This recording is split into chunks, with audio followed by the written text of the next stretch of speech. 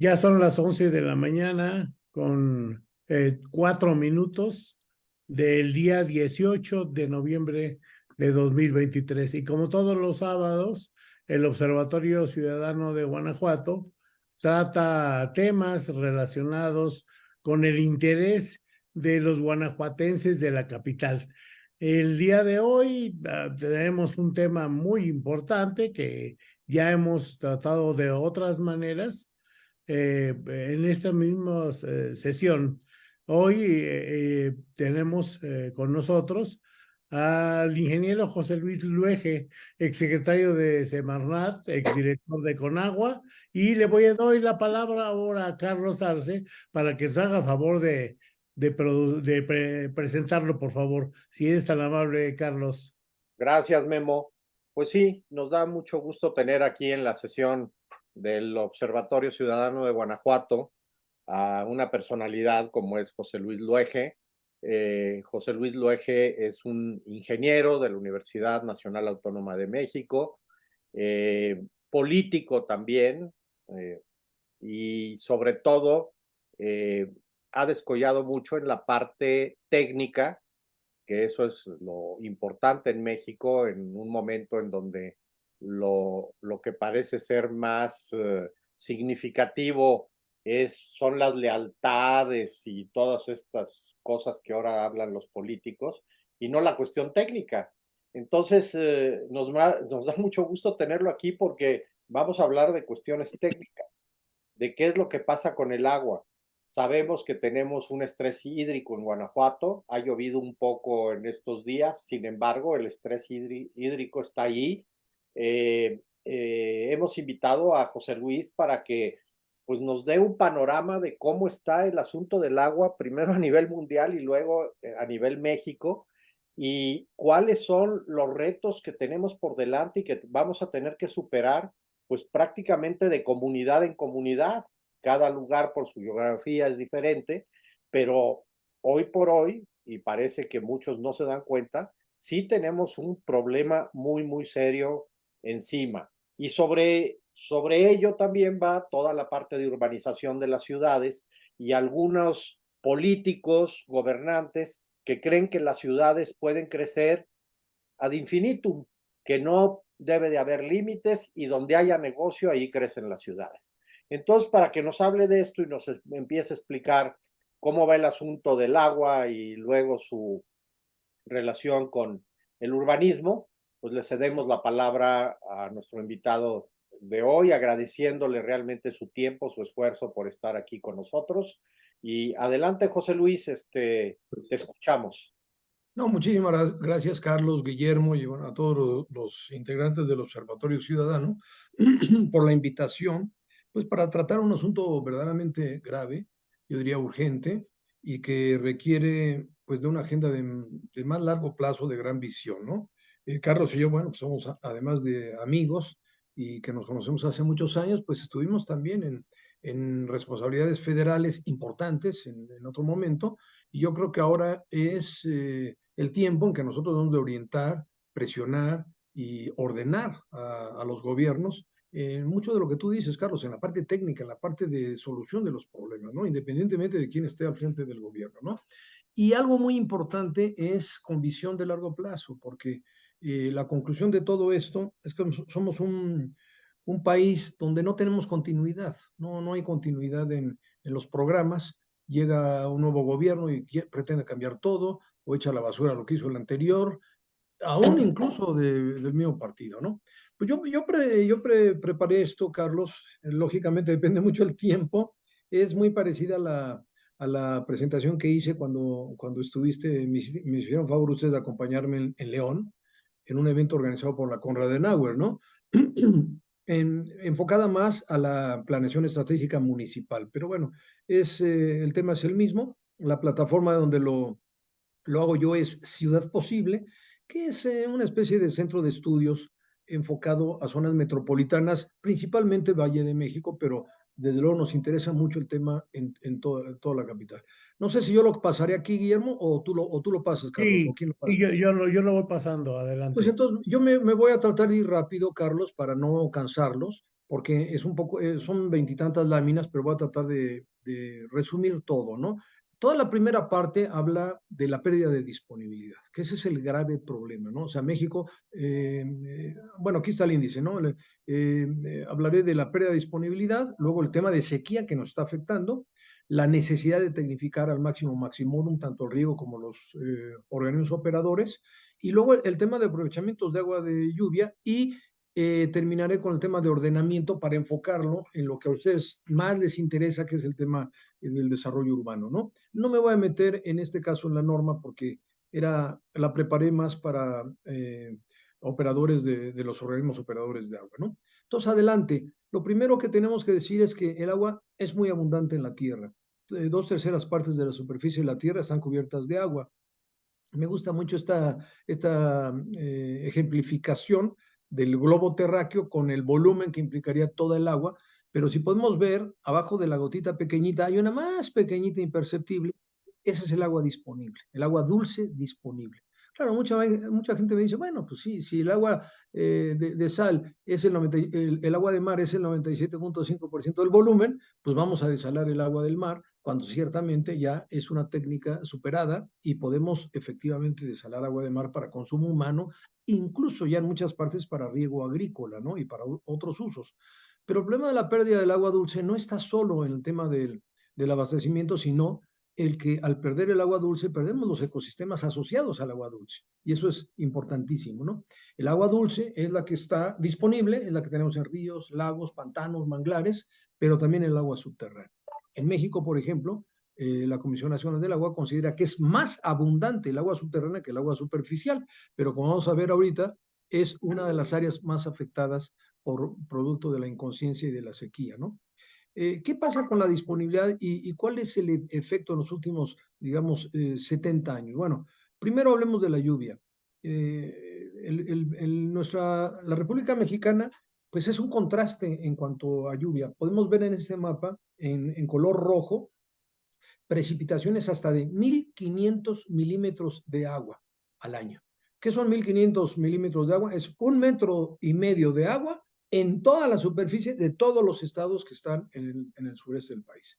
Pero si nos trasladamos al otro extremo de la República, por ejemplo, San Luis Río Colorado, Mexicali, ahí prácticamente no llueve. Están abajo de 50 milímetros y hay zonas donde prácticamente no hay lluvia, ¿no?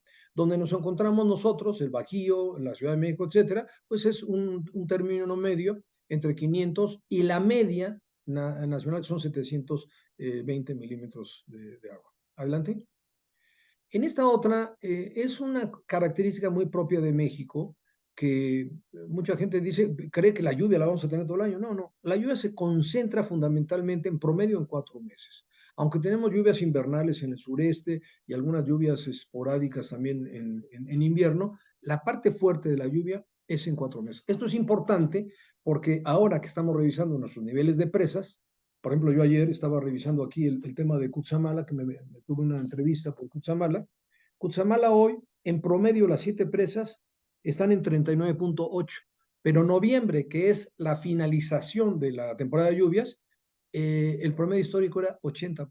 Estamos a la mitad, una fuente importante de abastecimiento para la Ciudad de México está al 50% de su promedio histórico. Lo mismo pasa en Guanajuato. Adelante.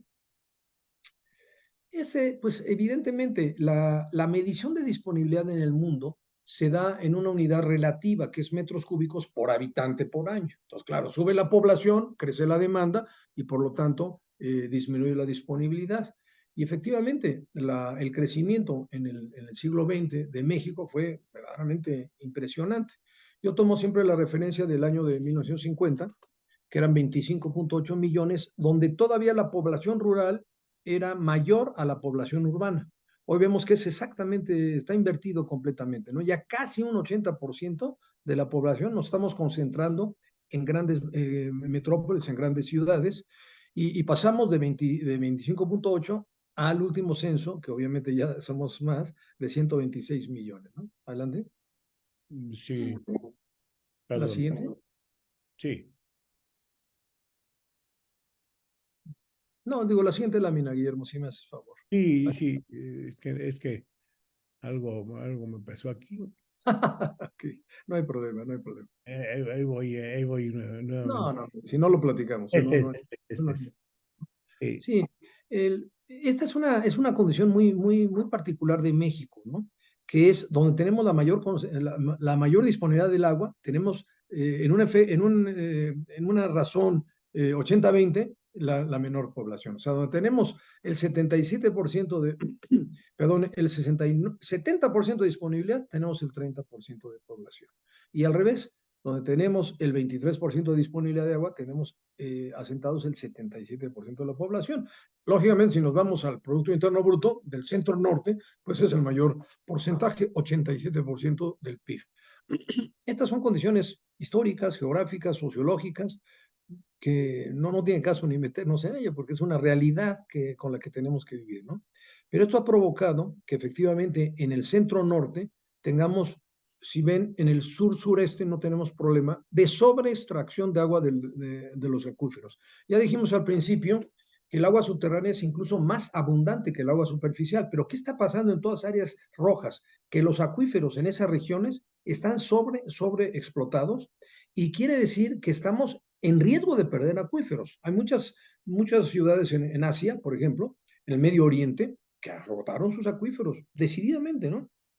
Todas las grandes ciudades árabes actualmente, pues su principal fuente de abastecimiento son desaladoras. Pero claro, son ciudades en el desierto y en los litorales donde efectivamente su fuente debe de ser la desalación. Pero no es el caso de México. Aquí vemos la gravedad en todo el Bajío y en el norte de la ciudad. Y esta es la gráfica que maneja la Comisión Nacional del Agua. Repito, una medida relativa pero interesante que debemos analizar, que es la disponibilidad que ha bajado de los 50 al 2020, o sea, en 70 años, perdimos, la población creció 5 veces y perdimos 5 veces la disponibilidad. Entonces, cuando platico esto, me dicen, bueno, pues es totalmente lógico, crece la población, baja la disponibilidad. Sí, nada más que con esa lógica, ¿cuál es la tendencia? La tendencia es cero. Es decir, vamos a disponibilidad cero en un relativo corto tiempo. ¿Por qué? Porque la disponibilidad en Europa, por ejemplo, o en Norteamérica y muchos países también sudamericanos, no solamente la han mantenido constante, sino que la han incrementado. ¿Por qué? Porque han incrementado, la siguiente, Guillermo. Sí. Eh, bueno, perdón, me falta el tema de sequía. Han incrementado básicamente las eficiencias, ¿no? Ahora, ¿qué efecto, qué viene a complicar el tema de disponibilidad del agua? Pues el cambio climático. Este monitor de sequía que yo les aconsejo todos lo revisemos diariamente, es un gran esfuerzo de México, Estados Unidos y Canadá, de los sistemas meteorológicos de los tres países, que miden en los distintos grados de sequía en los territorios diariamente. Tienen un reporte quincenal y, por ejemplo, en México podemos irnos hasta a nivel municipal quincenalmente. Es decir, podemos ver Guanajuato como municipio, cuál es si está en sequía severa, extrema o excepcional, en qué mes. No es un pronóstico, no te dice cómo viene hacia adelante, sino simplemente es un reporte de cómo se da la sequía. La siguiente, pero es interesante porque empezamos a ver ya los puntos de color ocre, como en el 12, en el 21, en el 22, se llama sequía excepcional. Es un grado de sequía que no se conocía antes, donde pierdes todo. O sea, no solamente es que no llueve y se te agotan las presas y no puedes, pierdes todo la agricultura, no, pierdes todo, se mueren los animales, pierdes la agricultura, el suelo se daña y no puedes recuperar el suelo en mucho tiempo. O sea, la sequía excepcional es algo que en muchos casos llega a ser hasta irreversible. Por lo tanto, es un problema muy serio, ¿no? Ahora, frente a esta situación, yo insisto, Carlos estuvo en la Unión, que el tema es eficiencia, ¿no? Aquí podemos ver que ese es un reporte viejo de la Conagua. Estamos actualmente, se considera 75% de los principales usos del agua enfocados a la agricultura. O sea, México es un país de uso muy extensivo de agua en la agricultura. ¿Por qué? ¿Porque producimos mucho? No, porque producimos con mucha ineficiencia, es decir, el sistema de agua rodada, la producción de grano, etcétera, pues requiere grandes cantidades de agua, grandes volúmenes con muy poca utilidad. cuando en realidad si vamos a otro tipo de riego tecnificado, cambia radicalmente, ¿no? La siguiente. Entonces, aquí entro ya a lo que desde mi punto de vista debería de ser la política hídrica en el país, ¿no? Si el mayor consumo de agua es en la agricultura, y si nos comparamos con países que están entre 20 y 40% del uso del agua en la agricultura, pues ciertamente estamos en un exceso, ¿no? Cada punto porcentual que nosotros disminuyéramos de uso porcentual de agua en agricultura significan 1.000 millones de metros cúbicos al año, que en muchos casos pues, es el consumo de toda una ciudad o de todo un estado, en algunos casos, ¿no? Entonces, en la medida que nosotros logremos la más alta tecnificación del riego agrícola, es como vamos a poder tener grandes ahorros de agua. Quería comentar brevemente que a mí me tocó, afortunadamente por mi cargo en la Comisión Nacional del Agua, sin ser yo un experto en la parte agrícola, eh, pues tuve la oportunidad de estar, me hablaban mucho ya lo sabía yo, por ejemplo, de la tecnificación en Israel, en Europa, sobre todo en Francia y España. Entonces, visité unidades de riego altamente tecnificadas en estos tres países, pero quería decirles que también estuve en unidades altamente tecnificadas en México, en Sinaloa, en Sonora, en Chihuahua y en Baja California. Y les quiero decir algo, no le piden nada a las más altamente tecnificadas del mundo, es decir, podemos hacerlo. Las unidades altamente tecnificadas nuestras son excelentes. Me tocó una que yo le tengo un gran aprecio, al famoso Tano Leison en Culiacán, que produce pimientos, berenjenas, tomates, pura hortaliza, pero tiene naves industriales gigantescas de puros invernaderos con berenjena. Y yo decía, bueno, si no está la berenjena en la alimentación, en la canasta, digamos, de los mexicanos, dice, no, toda la berenjena es para Walmart en California. Nada más que en México, solo el 2% de toda la superficie de uso agrícola en el país está, digamos, altamente tecnificada. El resto estamos con muy poca tecnificación. Eso mismo viene al segundo uso. Mucha gente se ha generado un mito en cuanto a las industrias, ¿no? Las industrias se roban el agua, nos llevan el agua, las cerveceras, las refresqueras, eso no es cierto.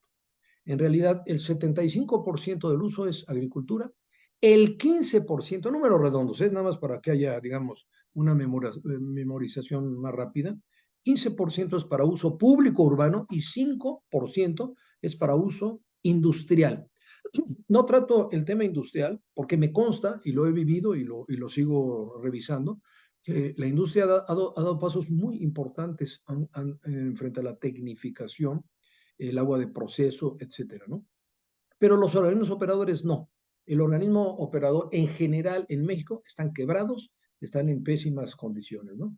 Entonces, ¿qué se requiere en los organismos operadores de agua? Bueno, en primer lugar, hacer organismos altamente tecnificados, que tengan personal técnico calificado de carrera y que sean organismos que tengan un consejo ciudadano de administración que garantice una agenda de más largo plazo.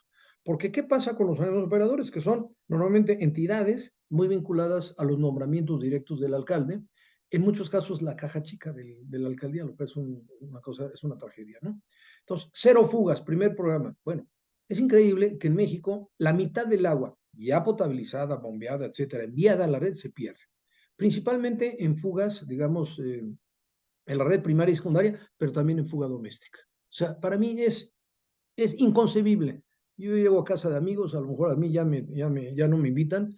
Oye, tienes una fuga en el excusado, está el sapito, está sacando el agua, o una llave está constantemente goteando, que son pérdidas de miles de litros al día y la gente inconscientemente no se da cuenta. Pero lamentablemente a nivel de red primaria y secundaria es la mayor pérdida, ¿no? Entonces, hay que renovar las redes, hay que modernizar las redes, hay que utilizar la más alta tecnología en cuanto a las redes, sectorizar, que significa hacer redes más pequeñas, con macro y micro medición. Si tú no tienes el balance de masa, pues no puedes realmente administrarte bien, ¿no? Y luego, un tema central es la emisión de la boleta y la cobranza. ¿Qué objeto tiene una medición moderna y de alta calidad y de alta eficiencia que pueda realmente medir lo que consumes? Cada quien saber cuánto consumo. Y luego, esa boleta emitida que se cobre. mucha gente confunde el derecho humano al agua con el agua, la gratuidad. No, no.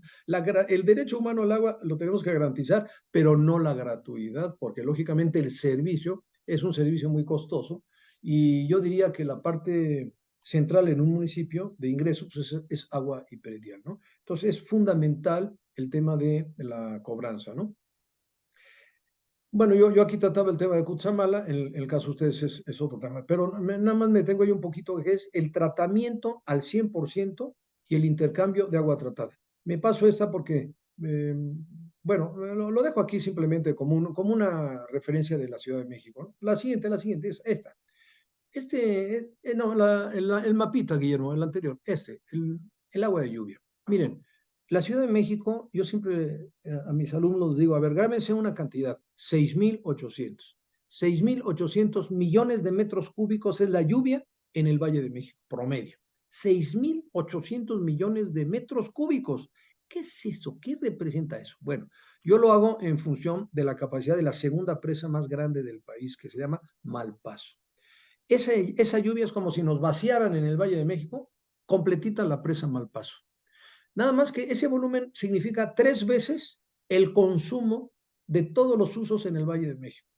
Y de ese enorme volumen no aprovechamos nada, ni una gota.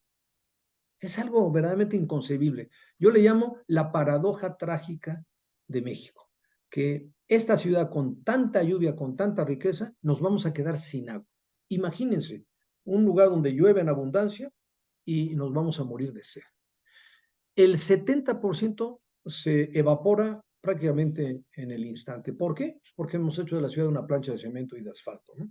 El 20% escurre a tal velocidad. ¿Por qué? Porque todas las laderas están ya urbanizadas y entonces el agua, en lugar de infiltrar y recargar el acuífero, viene sobre las partes bajas inundándolas, ¿no? Y es otra de las paradojas. No hay agua potable y te inundas. Claro, se inunda con una mezcla de basura y de aguas negras, que es una cosa tremenda, ¿no? Entonces, ¿qué significa captar agua de lluvia? Desde luego, yo creo que nosotros tenemos que motivar, sobre todo los jóvenes que traen ahorita el tema de captar la lluvia en el techo y usarla para... Está bien. Hay que apoyar todos los sistemas de captación de agua.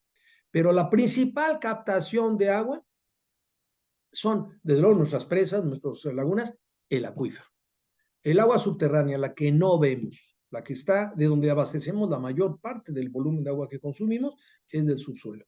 ¿Dónde se recarga ese acuífero? Si nos interesa tanto mantener los techos de las casas para captar agua en una cisterna, y la cisterna es el acuífero, ¿dónde está la infiltración? ¿Dónde se rellena esa cisterna?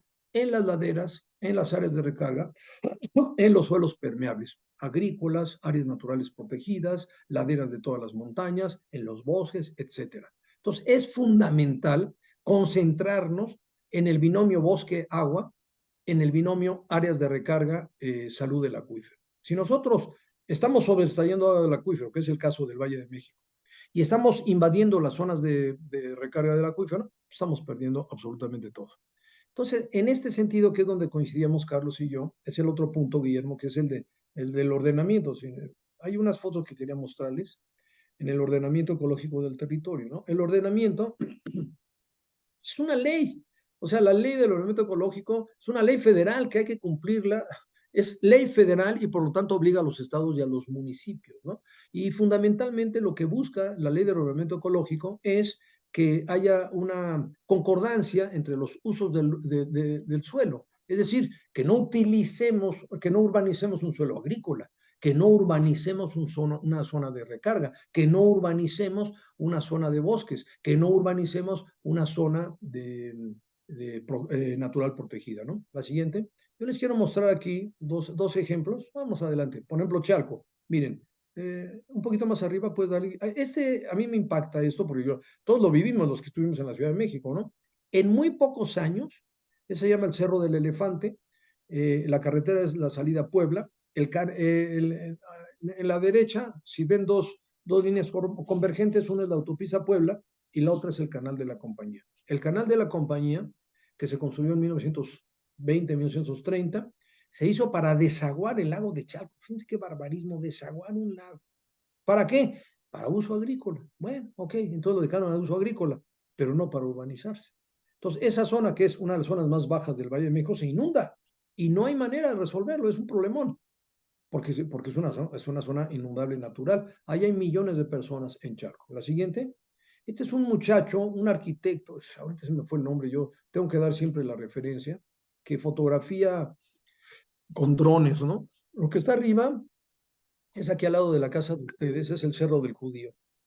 Todo eso que se ve, todo alrededor de eso, era zona de reserva ecológica en lo que es la parte de los dinamos, una zona fundamental para la recarga del acuífero y sobre todo para la preservación del acuífero, ¿no? Pero esto que estamos viendo aquí es desde el sur hasta el norponiente, sur-poniente hasta el norponiente, o sea, la Sierra de Chichinautzin, el Ajusco Medio, los dinamos, el Desierto de los Leones, la Sierra de Hidalgo, todo está igual.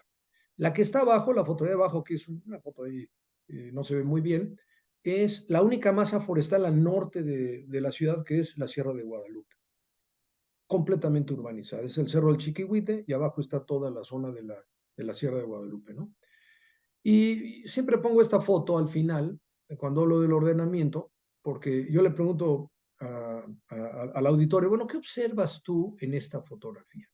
Entonces la gente se le queda viendo. Es un fenómeno, fue un huracán muy fuerte, categoría también 5 en Chiapas. Fue el huracán Stan y pues destruyó todo Motocintla. El río es el río Motocintla, ¿no? Entonces, cuando pongo esta fotografía y pido que me den observaciones, casi todo el mundo coincide, ¿no? Para empezar, el cerro, que era bosque, 100% bosque, está totalmente talado. Ya no hay un solo árbol, ¿no? Segundo, hay construcciones de caminos completamente absurdos, con inclinaciones muy marcadas y desde luego muy mal hechos en función de la retención radial que hay que mantener en todas las laderas, ¿no?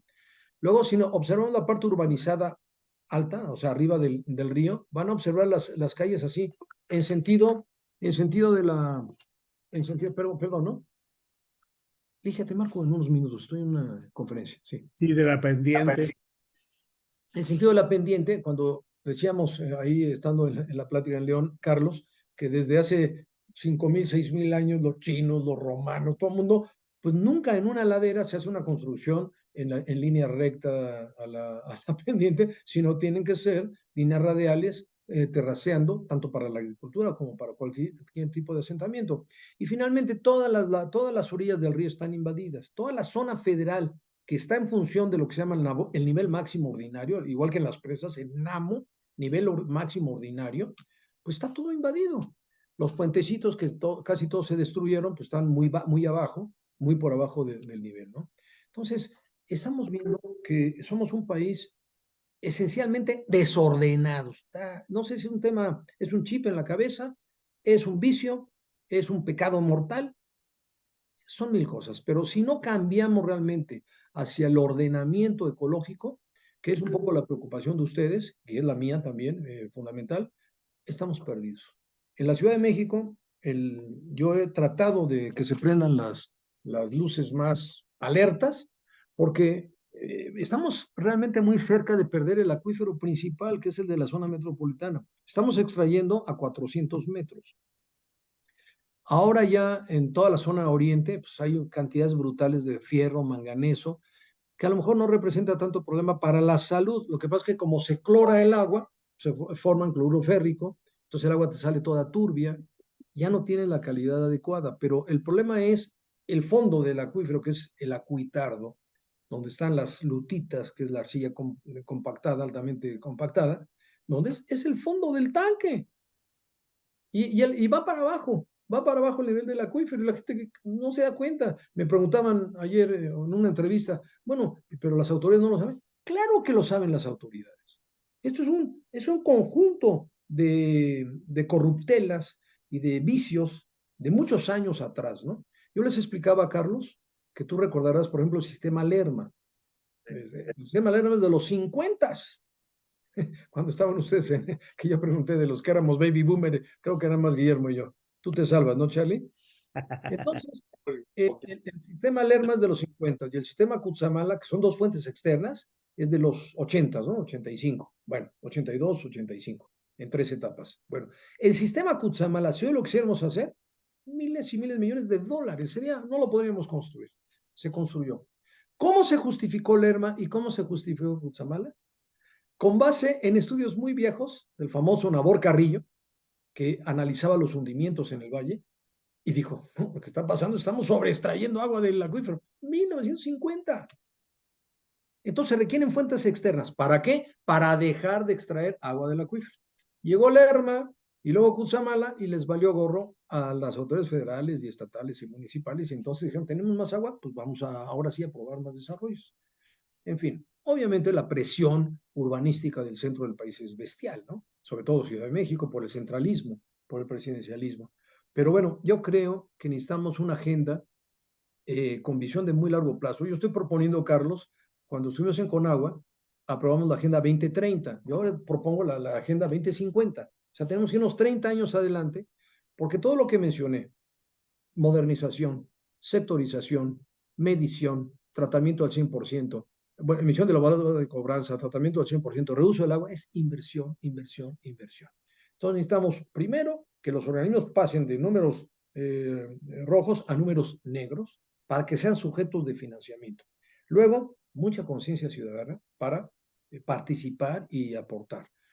Tercero, una voluntad verdaderamente política en los tres órdenes de gobierno de respeto al ordenamiento ecológico. Ningún programa municipal podría o debería de estar por encima del ordenamiento ecológico. La semana pasada me preguntaban de Acapulco, miren, no me tocó vivir Paulina, pero me tocó como director de Conagua atender 10 años después de Paulina las plantas de tratamiento, Carlos, las rehicimos entre el 2007 y 2010, 10 años después, ¿no? Pero los asentamientos volvieron al mismo punto. A ver, Los si problemas, perdón, los problemas, yo era parte del consejo de Conagua sí. y los problemas que tenías para la potabilización, que las autoridades municipales no echaban el cloro. No, pero lo grave es que los atlas de riesgo ya estaban publicados municipales, pero todos los asentamientos estaban en el atlas de riesgo, estaban en las zonas de alto riesgo. Y vino el huracán y volvieron a sentarse en el mismo sitio. No, no puede ser. Yo les aseguro que pasando Otis van a reconstruir sobre lo mismo. O sea, lo que se destruyó hay que reconstruirlo. No, hay que reconstruir bien. O sea, si ya nos destruyó este maldito fenómeno, hagamos las cosas bien, ¿no? Entonces yo proponía en un debate que tuvimos en la semana, pues vamos a evitar en la medida de lo posible la construcción frente de playa. Vamos a los malecones amplios, ¿no? Con mucha playa y mucho espacio de malecón y luego ya las construcciones. Claro, hay edificios y hoteles que están al lado de la playa, no los vas a derrumbar, pero hay un montón de cosas que no deberían de estar en la playa, ¿no? Y luego todas las áreas de arroyos, barrancas, pendientes, donde no debe de haber asentamientos, urbanizaciones, pues van a volver a lo mismo. Entonces tenemos un problema gravísimo de falta de ordenamiento. Yo diría que es el principal problema. Y creo que coincide con tu preocupación, Carlos, bueno, la de ustedes en el observatorio, ¿no? Sí. Un poquito era lo que quería platicarles, Carlos, Guillermo. Sí, sí, bueno, por lo que se ve, esta distribución del agua en el país, que hay más en el sureste que en el norte, nos diría, pues hay que mover a la gente del norte al sur, Sí, no, fíjate pero que yo que no soy experto en muchas cosas, sí, estuve en la laguna y hablé con algunos grandes de los lecheros y me decían, no, es que no, por ejemplo, la producción de carne, la producción de leche no se da igual. O sea, también requiere no solamente la disponibilidad del agua, sino también temperaturas, horas, en fin, muchas cuestiones enfocadas al clima sí, que son propicias para ciertos cultivos y para ciertas actividades agropecuarias, ¿no? Pero efectivamente, es inconcebible que, por ejemplo, la más alta disponibilidad de agua potable en red está en el norte. En el sureste tenemos el porcentaje más bajo de agua entubada. Es increíble, ¿no? Increíble. Es una paradoja, ¿no? sí, sí, sí, sí. Oye, José Luis, a ver, el asunto, vamos ya a las cuestiones aquí que padecemos en Guanajuato y en el Bajío. La cuestión, por ejemplo, ahora con las presas, aquí en Guanajuato teníamos tenemos un sistema de presas muy viejo, la presa de Esperanza, que es de tiempos porfirianos, ya cada vez pierden más eficiencia estas presas. La Soledad también es Sí. otra presa de los años 50. Luego tenemos la presa de Mata, que era de una minera, en fin, y de ahí más o menos sacamos una buena porción de agua y ahora están ya en el 20%, 15%. Pero entonces las autoridades dicen, no, no se preocupe, nadie le va a faltar el agua. Tenemos una gran presa, términos del Bajío, que es la presa de Purísima, y pues ahí hacemos hoyos y ahí vamos perforando y sacamos agua y ya no hay ningún problema. Pero explícanos un poco la parte de sedimentación abajo, qué es lo que sucede, porque, por ejemplo, en el último pozo que hicieron, resulta que ya encontraron arsénico. ¿Por qué sucede esto? Yo creo que para las personas que nos ven o que nos mirarán va a ser interesante saber qué es lo que sucede y por qué no se puede estar haciendo y haciendo pozos. Claro. Bueno, en primer lugar, el tema de presas, ¿no? Que está íntimamente vinculado al tema de ordenamiento. La mayor parte de las presas están altamente asolvadas. ¿Qué significa esto? Que en la cuenca, con todas las subcuencas y todos los escurrimientos que terminan alimentando una presa a través de ríos, arroyos, etcétera, arrastran enormes cantidades de suelo. ¿Por qué? Por la deforestación, por la devastación en la parte alta de la cuenca. Entonces, primer tema es visión de cuenca. Y de la visión de cuenca, la parte muy importante es la parte alta de la cuenca. Como que no nos importa qué pasa arriba, ¿no? A mí me importa lo de abajo, ¿no? Yo voy a tener agua si tengo garantizada la alimentación de la presa. Todo lo que está pasando en las presas de México es que la falta del ordenamiento, la deforestación, la tala inmoderada, el cambio de cultivos, etcétera, está destruyendo el suelo. Es en nuestra época, yo recuerdo hace 20,000 años, ahí por los 60s, que la Secretaría de, creo que la de Agricultura, traía todo un sistema de terraceos en montes, no sé si allá en Guanajuato lo hubo, yo lo veía por todo el país, ¿no? Cuando salía con la familia, etcétera. Y todo eso iba enfocado a no perder el suelo. Y lo que está pasando ahorita es que con la deforestación llueve y entonces el arrastre de suelo junto con el agua termina asolvando las presas. Las presas las estamos perdiendo su capacidad principalmente por asolvamiento, pero también por obsolescencia. O sea, las presas requieren mantenimiento, vigilancia, atención y el gobierno federal, lamentablemente, en las dos últimas administraciones, no es por yo decir que yo lo hice mejor, pero hicimos un esfuerzo por mantener lo que existía desde la Secretaría de Recursos Hidráulicos, que eran los preseros. Había una casa donde vivía la familia del presero, el que cuidaba, el que vigilaba, y había una policía que vigilaba las presas. Había una policía ecológica, hidrológica, que pues, era como una especie de guardia nacional específica para vigilar presas y toda la infraestructura de la Secretaría de Recursos Hidráulicos. Luego, teóricamente, la vigilancia pasa a la Guardia Nacional, antes a la Policía Federal y al Ejército, pero en la práctica, ya lo estamos viendo, no hay cuidado. O sea, estamos perdiendo las presas por asolvamiento, abandono, falta de inversión y falta de mantenimiento y de vigilancia, ¿no? Problema mayúsculo. Ahora, el tema de la presencia de metales en los acuíferos, pues es un fenómeno fundamentalmente de densidad. Es decir, conforme baja el nivel estático del acuífero, o sea, un acuífero sano debe de mantener, tú bombeas y luego recupera su nivel, ¿no? Entre el nivel estático y el dinámico. Pero cuando ya va bajando así parejo, entonces quiere decir que el nivel de recarga es mucho más bajo que el nivel de extracción.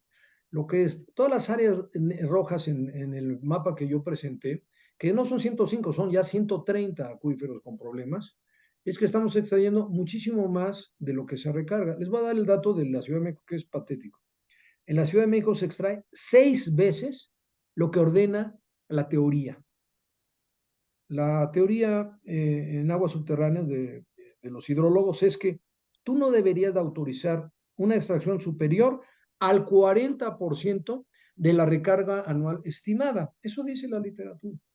No, nosotros nos vamos a más del doble. Y entonces, en realidad, estás extrayendo 6 veces más de lo que marca la práctica. Y eso es una inconsciencia. Entonces, conforme baja el nivel estático, la concentración de metales se incrementa. Ahora, la presencia de arsénico o algunos otros metales como mercurio o nocivos para la salud, también depende mucho del suelo, de la calidad del suelo. O sea, hay suelos, sobre todo el centro norte del país, que tienen grandes cantidades de arsénico porque es una condición natural del suelo. Y lógicamente, mucha gente piensa que el acuífero es un tanque, ¿no? Como una caverna. No, no, no. Es el suelo permeable delimitado geológicamente por paredes y por un fondo, como si fuera una cisterna. Es una conformación geológica que permite en un suelo permeable tener agua asociada. Cuando tú metes el ademe del pozo, que está ranurado, simplemente se mete el agua hacia el ademe y de ahí se bombea el agua. Y conforme tú bajas en el nivel, se te incrementa la concentración de metales. Por ejemplo, en Iztapalapa es una enorme cantidad de hierro. ¿Qué pasa si tomas hierro? Yo creo que no soy médico, pero creo que no te pasa nada, amigo, en condiciones de lo que hay en esta agua de Iztapalapa. Pero al mezclarlo con cloro, al clorarla, se enturbia y se ve muy, muy mal. Pero cuando hay arsénico, sí estás obligado a un proceso químico, a fuerza. Tienes que bajar el arsénico a lo que marca la norma de potabilización. Eso es lo que está pasando, Carlos, que el nivel, al ir bajando el nivel estático, se incrementa por concentración natural y porque en la parte baja está asentados los metales, mayor concentración de metales. Lo que llaman metales pesados, ¿no? Sí, sí, sí, los metales, en general los metales pesados van hacia el fondo, ¿no? Es como si tú haces una dilución de una mezcla en una, no sé, en un vaso de agua, pues lo más pesado se va al fondo. Y en este caso, la concentración de metales está en la parte baja del acuífero. ¿Cómo está el mecanismo de recarga de los acuíferos? ¿Se pueden recargar en pocos años? No. ¿Cómo es? Es exactamente, Guillermo, lo que nos enseñaron de pequeños en la primaria. Ese ciclo vital del agua que nos lo enseñaban cuando estábamos creo que en primero de primaria, la lluvia en la parte alta de la cuenca, en el bosque, y luego la infiltración, y luego, bueno, la evaporación, el ciclo, digamos, superficial, pero también el ciclo subterráneo, la infiltración y la recarga del acuífero. Hablaba yo en la semana con el fenómeno de los huracanes, que para mí los huracanes son en realidad pues, un fenómeno natural. Así como tenemos temporada de lluvia, tenemos temporada de huracanes, ¿no es cierto? Todos los años hay huracanes, siempre ha habido y cada vez va a haber más. Claro, lo que está viendo el efecto del cambio climático es fenómenos más extremos, ¿no? Sequías más prolongadas y fenómenos como Otis, que no teníamos en esa parte de la costa del Pacífico, categoría 5 de ese nivel tan violento, ¿no? Entonces, lo que... Ay, se me fue la pregunta, Guillermo, repítemela. Sí, no, no, sí, Sí, la recarga. ¿cuánto Entonces, tiempo se recargan eh, los acuíferos? sí, mencioné el tema de huracanes porque en mi experiencia me tocó ver presas que estaban a un 50%, a un 30% llenarse en una semana. Obviamente con unos caudales brutales con daños si tú quieres, pero llenó la presa. Eso no pasa en el acuífero, porque el acuífero requiere de una infiltración en el suelo y Eso. luego una conducción natural hacia la recarga del acuífero. Y esa recarga dura años. Son ciclos muy largos y muy lentos. Entonces, el tratamiento de un acuífero es muy distinto al tratamiento de una presa. Por eso los técnicos ordenan no extraer más del 40% del cálculo de recarga, de la recarga anual estimada, porque tampoco por más estudios que tú hagas de carácter geológico, geohidrológico, pues es bastante complejo, ¿no? Y desde luego está en función de la permeabilidad del suelo. Y lo que estamos haciendo en nuestras ciudades, amigas y amigos, es destruir la permeabilidad. Estamos siendo impermeables las ciudades. Por ejemplo, toda la zona poniente del Valle de México es la zona de recarga del acuífero. Al urbanizarla, ¿qué estamos haciendo? Estamos perdiendo la permeabilidad del suelo. Entonces, un acuífero se recarga en un ciclo muy largo, muy prolongado y complejo, a diferencia de una presa.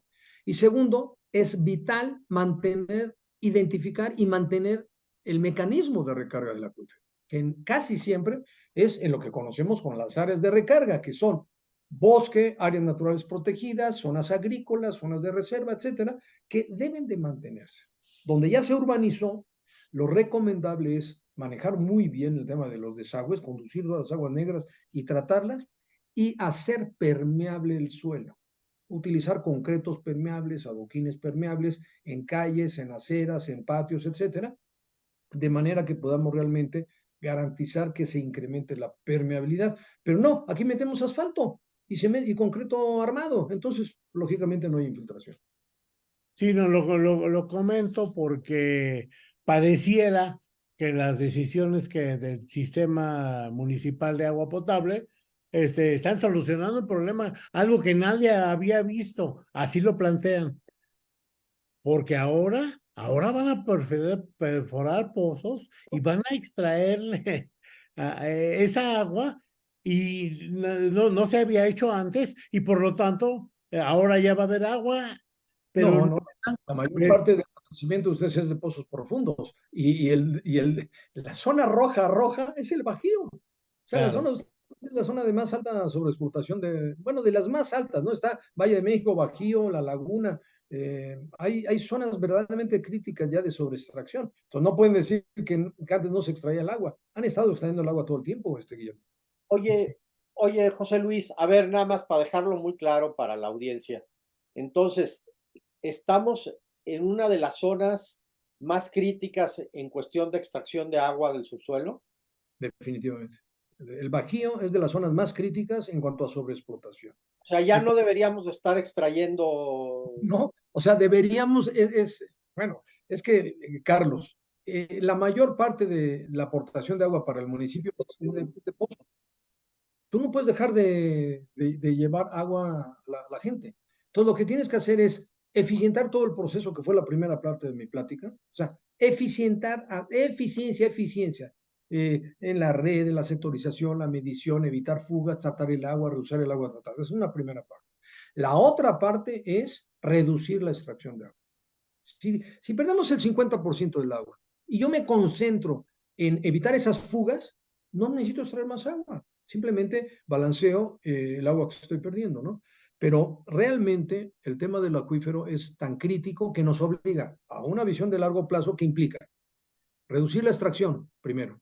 Segundo, restaurar áreas de recarga. Esto está de la patada porque ¿Qué es eso? donde ya se urbanizó, ¿qué vamos a hacer, no? Sí. Pero estamos viviendo 2020, dentro de la Agenda 2030 de Naciones Unidas, le llaman el decenio de la restauración. Es decir, el panel, perdón, la Convención Marco de Cambio Climático, que dice hay que mitigar, ¿no? Reducir emisiones. Hay que adaptar la adaptación, reurbanizar para evitar los impactos de huracanes, etcétera, etcétera. Restauración. Ahora estamos en el diseño de la restauración, que significa recuperar ecosistemas. Entonces, si se metieron hasta la punta del cerro, pues poco a poco hay que ir recuperando. Yo propongo recuperar barrancas, arroyos. Por ejemplo, todos los municipios tienen un atlas de riesgo. En Acapulco, donde está el atlas de riesgo marcado, que no debe haber asentamientos, está lleno de casas. Vino Otis y destruyó todo. Oye, no vuelvas a urbanizar en una zona de alto riesgo. Entonces, primero recuperar esas zonas, porque, por ejemplo, las barrancas son de un valor ambiental muy importante, pues son infiltración de agua, son áreas verdes, son áreas muy, muy importantes desde el punto de vista ambiental. Y luego, ¿Necesitan ser bosques nada más o no, masa vegetal? zonas agrícolas. Las zonas agrícolas son zonas también de recargas naturales, las áreas naturales protegidas también. Es decir, y donde ya se urbanizó y es irreversible el asunto, pues buscar la mayor permeabilidad posible. Es decir, ir a tecnologías de construcción que te permitan suelos permeables, ¿no? Concretos permeables, cementos permeables, asfaltos permeables, adoquines, etcétera, en calles, en aceras, en patios. O sea, tenemos que mejorar la permeabilidad, porque en la respuesta hacia la pregunta de si tú no garantizas la recarga, vas a perder el acuífero, tarde que temprano. Decía yo, por ejemplo, el Medio Oriente tomó la decisión de se agotaron todos los acuíferos y ahora se alimentan de agua desalada. Pero no tienen bronca, ¿no? O sea, Abu Dhabi y todas esas grandes ciudades están en el litoral. Tienen todo con granjas solares, tienen una producción solar bestial de energía y operan sus desaladoras bien. Y está bastante eh, avanzado ya la tecnología para la desalación. No es el caso nuestro. Nosotros no vamos a poder tener agua de mar en muchísimos años, ¿no? A costos verdaderamente astronómicos, ¿no? Pero aparte nos estamos acabando el agua de las futuras generaciones, ¿no? Total, total. Es decir, la sostenibilidad es eso. O sea, yo tengo agua ahorita y tengo que garantizar que mis hijos y mis nietos aspiren a un volumen similar. No, porque evidentemente, por ejemplo, en León, estaba yo leyendo cuando estuve allá con ustedes, que el abatimiento es de 2 metros por año. 2 metros por año del acuífero. Es una locura. En Aguascalientes, igual. Aguascalientes depende de un acuífero. Prácticamente el acuífero de Aguascalientes es el que alimenta toda la zona, el 70% del estado. Es impresionante. Y está en un grado igual que en Guanajuato, muy abajo. Muy bien, pues Darle bosque, cuidar las zonas permeables, restaurar áreas ecológicas, restaurar áreas agrícolas, no invadir en zonas de reserva ecológica y delimitar todo con base. Yo creo que el observatorio, Carlos, Guillermo, debería concentrarse en la ley del ordenamiento ecológico territorial. Y ustedes como observatorio ser parte de un Consejo Ciudadano de Desarrollo Urbano. El esquema que tuvo en aquellos viejos tiempos, Carlos, por ejemplo, Juárez, ¿te acuerdas con un alcalde muy polémico, pero muy bueno, Ricardo, era Villarreal? Villarreal, Francisco Villarreal. El éxito de esa administración municipal fue haber el primer municipio en México que tuvo un Consejo Ciudadano de Desarrollo Urbano, formado por ciudadanos electos de reconocimiento en la sociedad, independientemente de partidos, independientemente de gobiernos. Entonces, el observatorio tiene que ser más en los consejos de desarrollo urbano, más metido, mucho más metido. Tenemos mucha atención. Mira, aquí, por ejemplo, hay un consejo del INPLAN. Sí. Sí. Hay un INPLAN y hay un consejo del INPLAN. El único problema es que está capturado. ¿Por quién está capturado? Por el Colegio de Arquitectos y por el Colegio de Ingenieros, esencialmente. ¿Cuáles son los intereses del Colegio de Arquitectos, especialmente? El interés inmobiliario. Que ellos quieren urbanizar y el principio sobre el cual se basan es donde haya negocio, ahí hay que urbanizar. Lógicamente, si tú compras terrenos que son reservas ecológicas, pues te los van a vender a 10 pesos. Cuando les cambias el uso de suelo porque eres miembro del consejo, tú analizas el consejo que hay en Guanajuato, todos tienen intereses y todos tienen zonas donde quieren urbanizar y después llegan los grandes grupos estos que construyen casas Sí, a lo bestia. A lo bestia y dicen, no, se necesitan las casas, pues nada más vamos a poner 1,500 casas, ¿no? Bueno, y pues, posibilidad de meterte, o sea, ¿podemos meter ahí, incrusar a alguien del observatorio en el consejo? Bueno, Aquí no te van a dejar meter a mí. Eso está controlado. No, pues es que es la economía de compadres funcionando. O sea, ese es el problema. O sea, el capitalismo no es funcional como en Estados Unidos, por ejemplo. Por eso se quieren ir a Estados Unidos, porque allí el capitalismo sí funciona. Entre otras cosas porque sobrepasaron a principios del siglo XX la economía de compadres. Aquí todos son compadres. El presidente municipal es el que trae la llave para dar los permisos y todo.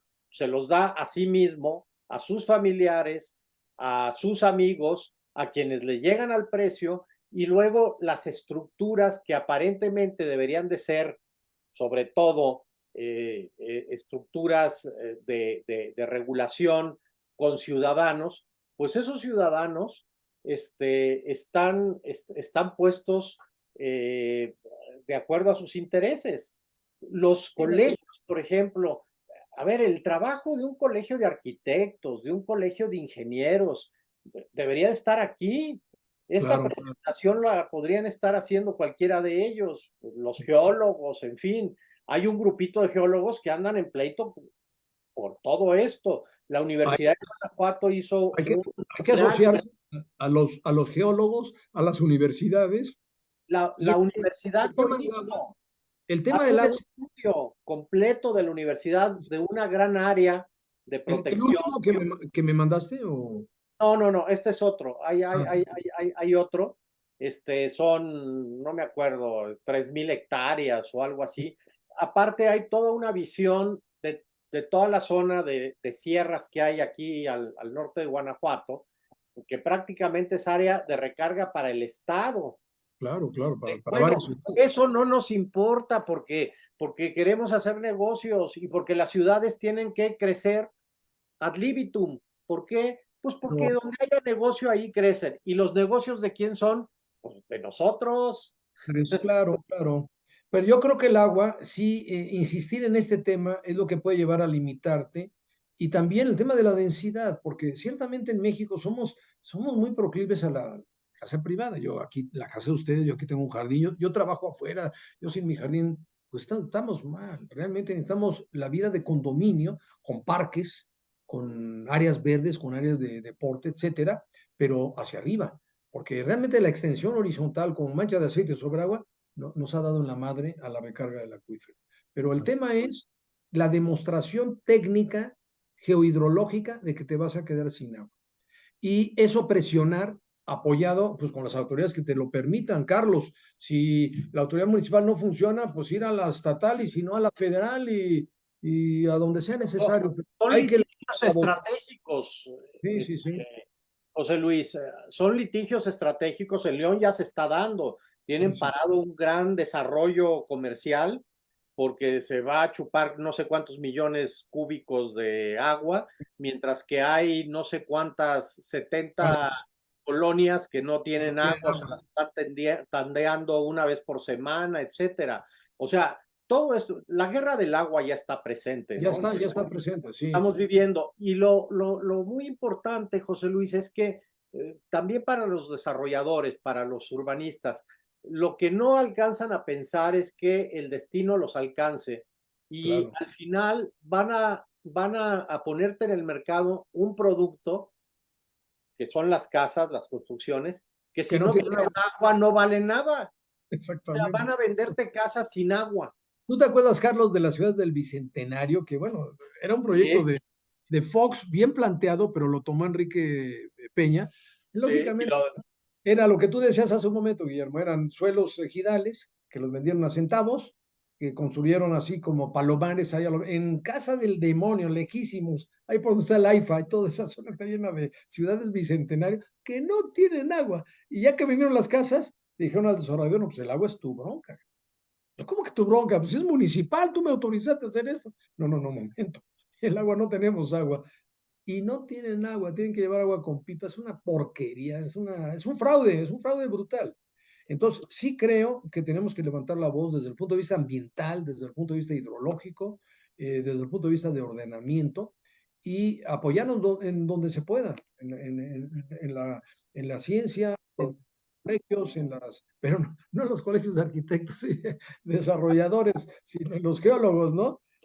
¿sabes Y qué es lo que el SEMDA, ya hay organismos ambientales fuertes, por ejemplo, la Konrad Adenauer, la WWF, el SEMDA, que pueden ayudar mucho también localmente, Pronatura.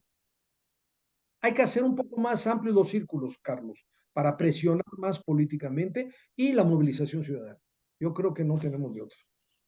Sí, sí, porque hay unas resistencias brutales, hay mucho dinero por medio, aun cuando, por ejemplo, el caso de Guanajuato es de risa los negocios, digo, son negocios que sí, millonarios, pero al Sí, final de cuentas son negocios chiquitos para no, lo que es no, la calidad no de son Tren Guanajuato. Maya, no son el Tren Maya, ni el AIFA, Vaya. ni Pero, la... pero, pero si te vas ya a León, pues son negocios muchísimo más gordos. Sí, Lógicamente, como en la escala de las ciudades el otro día estuve en Guadalajara, todo lo que es Zapopan ya también traen unas broncas terribles ahí, brutales, brutales, en el sí. área de la primavera y todo esto. Monterrey, pues no se diga Chipinque y todo esto, ahora ya quieren desarrollar atrás en la barranca, Qué en la barbaridad. barranca y van Y por van, eso, van por todo, van por todo. quieren poner clubes de golf y no sé qué allá en las barrancas, van a acabar todos arrasados por las bajadas ahí del agua, en fin. Fíjate que yo hice una buena dupla cuando estuvimos tú y yo en el gobierno federal con Ernesto Enkerlin. ¿Te acuerdas de él? Él era el director, presidente el comisionado de áreas naturales protegidas. Y efectivamente venía todo ese desarrollo. Y yo estaba en Profepa. Lo frenamos. Pero claro, es que tiene que darse una sinergia entre el gobierno federal y gobiernos, en los tres órdenes de gobierno, ¿no? Pero el asunto es mucho más complicado, José Luis, porque Sí, ahora todos los desarrolladores, los grandes desarrolladores sobre todo, pues entienden muy bien la cuestión electoral. Entonces van con los partidos, todos. claro. Y Ya todos convence desaflojan.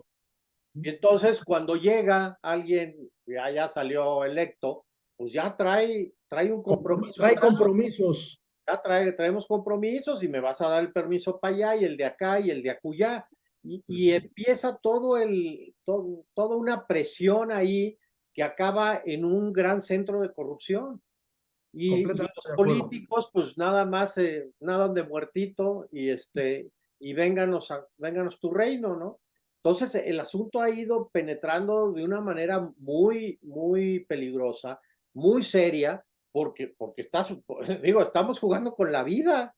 Totalmente. Yo creo, Carlos, Guillermo, amigas, amigos, que no hay que quitar el dedo del renglón, hay que insistir, hay que presionar y este tipo de participación como la de ustedes en el observatorio, yo tengo una cosa muy pequeñita que es un centro de estudios que es Ciudad Posible. eh, lo que tú haces, Carlos, escribir, claro, tú eres bastante crítico, entonces te metes en broncas ahí con la secretaria y todo, ese día estuvo muy simpático. Bueno, pues no importa, hay que ser críticos, no hay de otra, hay que insistir, insistir y Eso no nos se... enseñaron, José Luis. Muy bien, amigos, me ha dado muchísimo gusto. Yo voy a una reunión, Carlos. Cuenten conmigo, ir por allá, hablar con las autoridades. Hay que hacer política también de la buena, no partidista, no electoral, sino la política que es el servicio. La técnica. Exactamente. Muy bien. Me ha dado muchísimo gusto, Carlos, Guillermo. Un placer de Muchas haber conocido. gracias, Luis. Sí. Muchas gracias. A la orden, ¿eh? A la orden cuando Estamos en contacto. Muchas gracias de veras, José Luis. nos mantenemos en contacto y en comunicación estrecha, mi querido Carlos. Me ha dado mucho gusto estar con ustedes. Gracias. Buenas tardes. Hasta luego, buenas tardes. Muchas Hasta luego, gracias. Guillermo. A todos, muchas gracias.